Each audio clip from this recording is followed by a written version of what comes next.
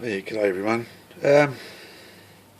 Just to finish off something that I promised a young fella that asked a question about. I've been asked heaps of questions actually about this 55 cent photo etch bender. So managed to get a couple of things done today. There'll be one or two videos I'm going to do tonight, so I'll get this one started now. These are the components you'll need for your little. Actually, it's going to work out to be about 25 cents. So, scrap piece of wood and a hinge. Now, there's two types of hinges you can get. I'm just using this one, and you'll also see that I filed a bevel edge on the hinge because you will sometimes need to fold the edge back more than 90 degrees to get it to stay. So virtually what I did, I pilot drilled some holes, of course, and I've screwed it down there. But what I also do to add a little bit of strength is I'm going to put down a little bit of super glue around the holes. I'm only using MDF, which is, it's not that strong of timber and it will split. But it's what I had in the bits and pieces from drawing a door frame. Oops, daisy. So I'll put it around there like that.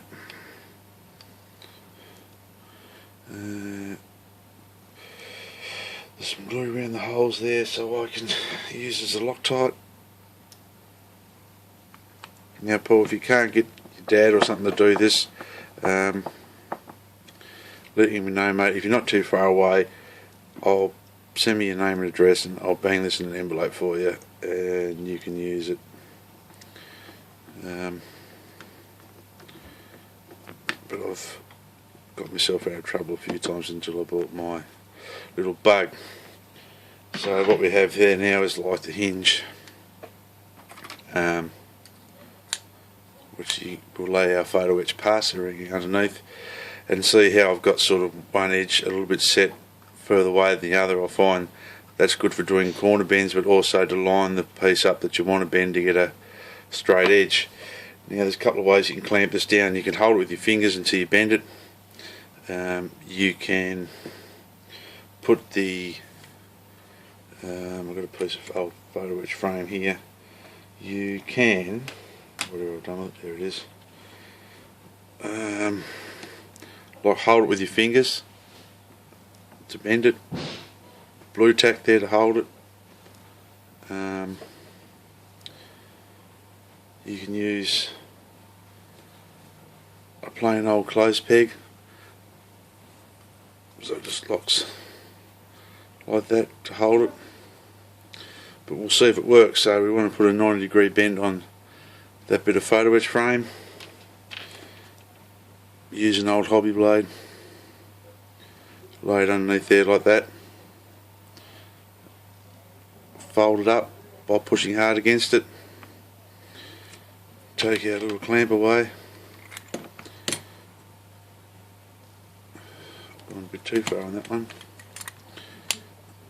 So put it back under there again. We'll tighten it back in tight. And got a nice bend. And we can do the same way again with this one. So we'll just bend it at that. We'll try to bend it through that sort of a curved line there. So we'll just put it in our vise, line it up, pressure with your finger, make sure I keep it straight, bend it over, and we got another nice bend. So yeah, that's it, easy to make. You can paint it all up if you wanted to, but just leave that surface. I find the white's a good surface to work on anyway, because you can see what you're doing. But and the beveled edge is pretty important. Through there you see it sort of fold away at an angle, because when you sometimes when you bend parts, you've sort of become past these 90 degrees to get it. So, but we can also do stuff in the corner too. So if we wanted to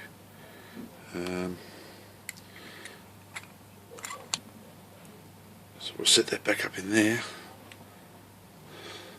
So say if you've got to, just flatten him back down again, but just flatten him back down a bit. So if you wanted to bend, you know, something that's quite delicate, you can go fold up from one way from that edge or that edge and then move it around, or you can fold something quite long that way, something small that way, and leaving a gap either side will sort of give you a measurement, so you've got your centre of your photo etch either side there to put your bend in. So that's it, mate. Anyone can make one, about 25 cents. It's not the best thing in the world, but it'll get you out of trouble, especially if you're using pliers. Now some pliers grips are only that long, but if you wanted to bend something like a toolbox on a armoured vehicle or something, this will get you out of trouble. And I think today this cost me 15 cents. I had some screws laying around and just sort of scrap bit of timber. But if you have any trouble, Paul, and you don't live too far away, I can send this one to you. And if anyone else wants one made, I've got a few bits and pieces left over. Just send me a replied paid envelope. Just send me a message, and I will send it away to you. So we've got another nice band of mine, Georgie. It's hard to see, but that's it. So that we might call this, I'll have to name it. What do you reckon would be a good name for it? The budget bug, or the 15 cents folder? Just let me know. But yeah, it does work, got me out of trouble. And for the young bloke out there like you, Paul, mate, there's on any pocket money, if you can get hold of some basic tools, even if you went somewhere like a handyman service, something, mate, they'd probably make one for you, knock it up for you for nothing. I was going to do another one to show you, but I don't know if I will now. If I can get it, I was going to make one on a Perspex clear base, but we'll just see how that goes. I was going to pre-drill some holes in here and here, and put some taps in so I could actually wind some screws in to hold it down really, really tight. But look, I don't need that. But look, this will get you out of trouble bending up cockpit parts and whatever you want to do. So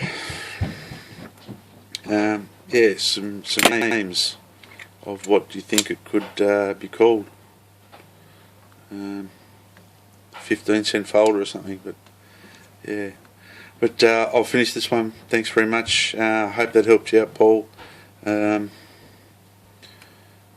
I don't know, it's not a really good demonstration, but you sort of get the gist of it, mate. But it does work.